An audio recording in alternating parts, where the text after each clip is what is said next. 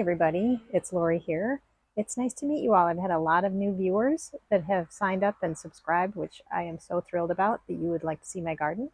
So welcome and enjoy some more views of my garden. I'll be focusing on the backyard today. There's lots and lots of things in bloom.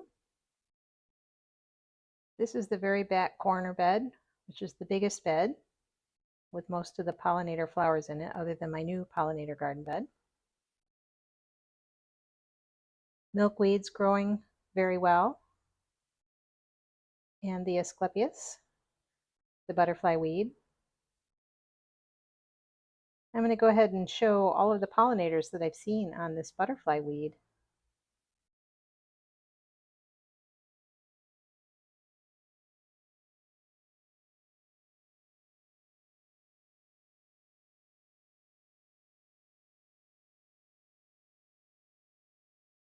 Look at this beautiful tiger swallowtail. It must be newly closed because it's just beautiful. So fresh looking. This one hung around for quite a while.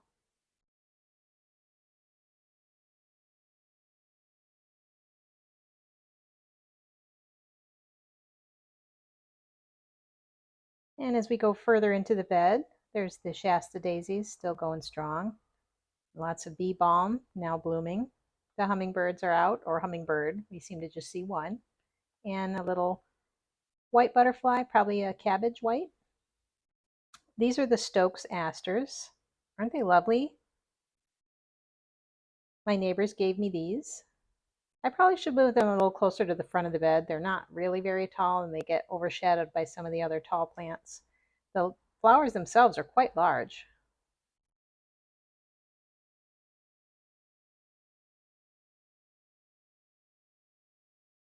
You can see here how big the blooms are.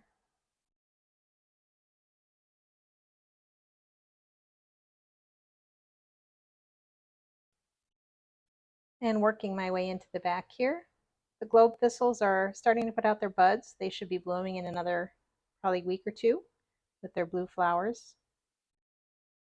And the swamp milkweed with pollinators on it. Lots of bees. I've seen lots and lots of bees this week. They're everywhere. Not tons of butterflies, but plenty of bees. Over here with the daylilies, I have a liatris growing in here, and it's getting shaded out. I think I'm going to need to move it. I'm already thinking of what editing I'm going to do this fall. I know I'm not alone here. The Joe Pye weed is showing some buds on it.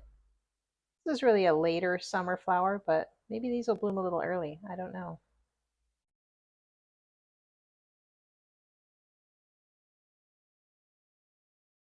Right here is my button bush, which has never bloomed.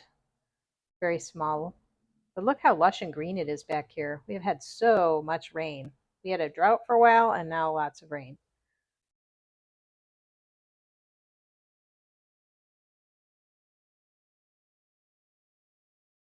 Here's a close-up of the bee balm, the little mop heads.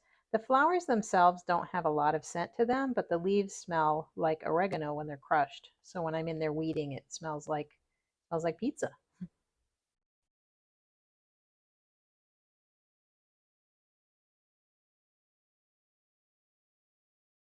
These are for sure hummingbird favorite, as well as the sphinx moth or the clearwing moth.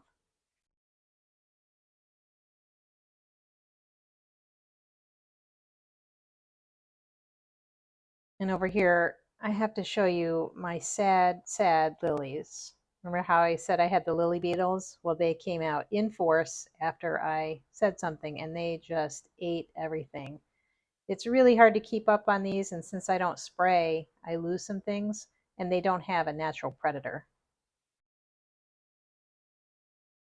But in front of that, I do have blooms on my yarrow, and there's a little bee there on the drumstick allium. These have fallen over a little bit from the rain.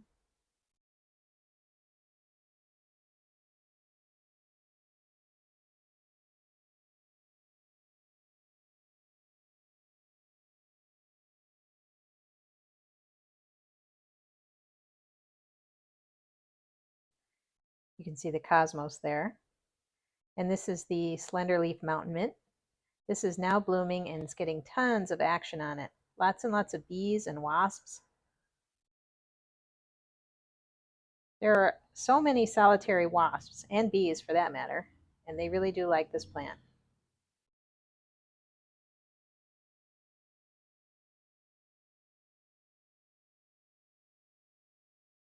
Here's a wasp hanging on in the breeze.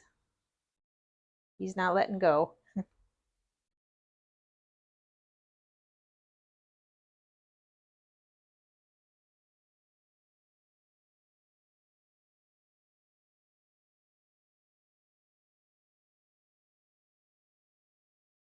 Some more Astilbe. I think this is the ostrich. It's all flopped over from the rain.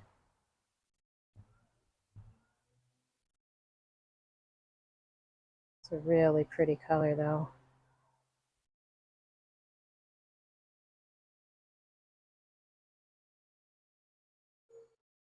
Here is my container, the Rosy Dawn Coleus. I will put a screenshot up in the corner so you can see what this looked like. Probably, I don't know, a month ago or so. But look at all this wonderful new growth on these. I did trim these back. I took cuttings of these just so they would bush out just a little bit. But again, this is the lime shrimp and the campfire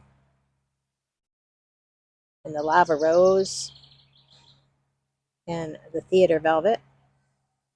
I think that was the theater velvet. This one down here is the Beale Street. Look at, somebody's been eating it. Still really gorgeous color though. I love that color. This one I also had cut down so it would get bushier. So your Coleus do love that. But you can see here, I took cuttings of the lime shrimp, rooted them, and now I have some more lime shrimp and a mess. This is the amaryllis. This was a gift I had given to my mother. And then I took it over once the blooms were done because I'm going to see if I can get it to bloom again. So this will come inside in the fall.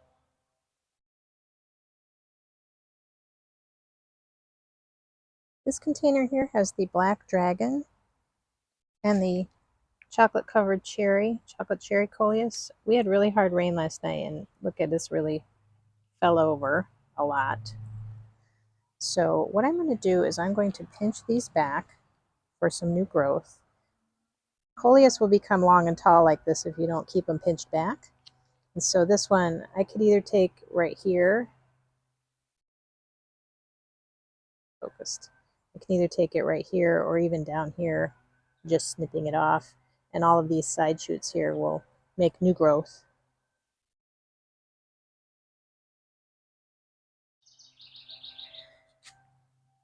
So I think I will cut this one right here. And this actually can be rooted, this right here, quite easily.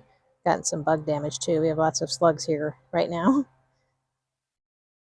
But I'll have to do a video showing about rooting Coleus because it's super easy.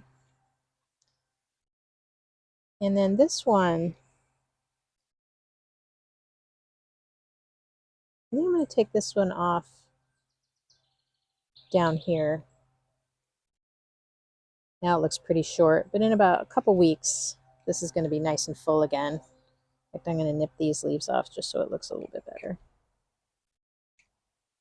But all these will make nice new fluffy growth in this container, and I can show it to you in a couple weeks. Here's my nuthatch friend and the garbage truck.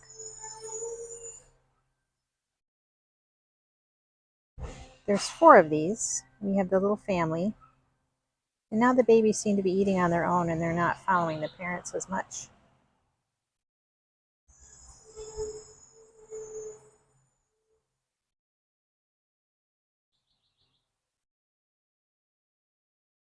It's a white-breasted nuthatch. And a chickadee.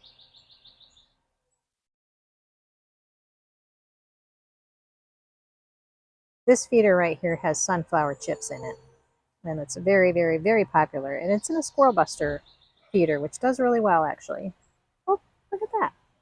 Papa Cardinal. I'm sorry for the truck noise, but I want you to see these guys. This is late morning right now. It's pretty active at the feeders this time of day.